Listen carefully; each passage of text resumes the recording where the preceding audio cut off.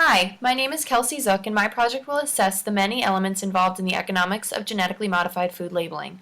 Food labeling plays an important role in decisions consumers make each and every time they make a food selection.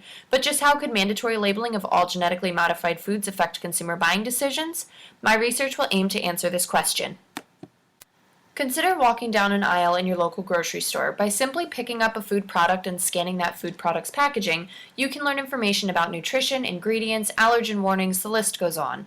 But one thing not currently mandated to be found on those labels is whether or not the food is made with ingredients that involve genetic modification. This, however, could change.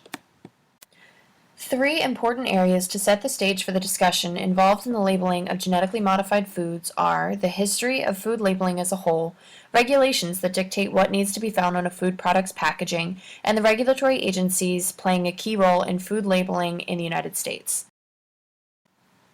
While there is a great deal of legislation in this country about food labeling, there is very little legislation written specifically about genetically modified foods. One key piece of legislation currently awaiting government approval is the Safe and Accurate Food Labeling Act. This act will be discussed in greater depth, as well as the differences between mandatory and voluntary food labeling. So what makes it important for us to discuss these elements? Well, from a consumer standpoint, these food labels will influence the way we make our food selections.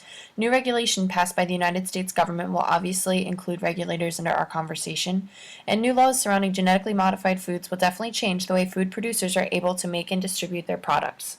This discussion would not be complete without an economic analysis of the possible outcomes that could result from the passing of legislation such as the Safe and Accurate Food Labeling Act.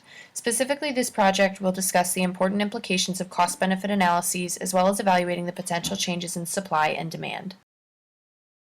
Finally, we'll take a look at challenges and opportunities that face regulators, producers, and consumers.